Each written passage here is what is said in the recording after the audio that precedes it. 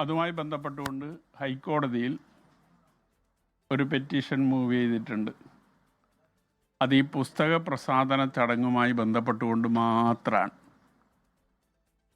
മറ്റൊരു കാര്യത്തിനും police protection ആവശ്യപ്പെട്ടിട്ടില്ല.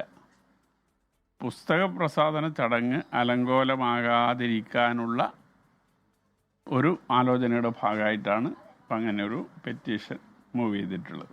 അന്നേ ദിവസം അല്ലാതെ ഇപ്പോൾ അതിനുശേഷം ഇല്ല, 4-ാം തീയതി വൈകുന്നേരം 4:30 മണിക്കാണ്. 4:30 മണി പറഞ്ഞാൽ 5 മണിക്ക് തുടങ്ങുക എന്നുള്ളതാണ് ആ പുസ്തക പ്രകാശന ചടങ്ങ്. ആ പരിപാടിക്ക് മാത്രമാണ് പോലീസ് പ്രൊട്ടക്ഷൻ ആവശ്യപ്പെട്ടത്.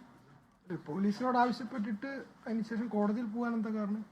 കോടതിയിൽ പോകാനുള്ള കാരണം കുറച്ചുകൂടി അതൊരു എഫക്റ്റീവ് ആവും എന്ന ഒരു തോന്നലിൻ്റെ ഭാഗമായിട്ടാണ്.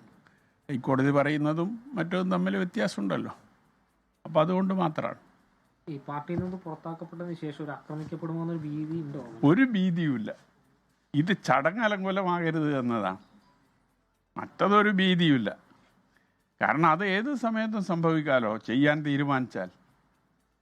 അപ്പം അതിലൊന്നും ഒരു ഭീതിയുമില്ല. ഭീതി ഉണ്ടായ പിന്നെ നടക്കാനേ കഴിയില്ല. അപ്പോൾ അങ്ങനെയൊന്നുമില്ല. ഈ അലങ്കോലമാക്കുമെന്ന് എന്തെങ്കിലും സൂചനകൾ കിട്ടിയിരുന്നോ? അല്ല, സൂചനകളൊന്നുമില്ല. ഈ 2 സംഭവങ്ങൾ നമ്മുടെ മുമ്പിലുണ്ടല്ലോ. അതുകൊണ്ട് ഇന്ന് പുസ്തകത്തിലെ കുറച്ച് പരാമർശങ്ങളൊക്കെ ചില പേജുകളൊക്കെ പുറത്തു വന്നിട്ടുണ്ടല്ലോ.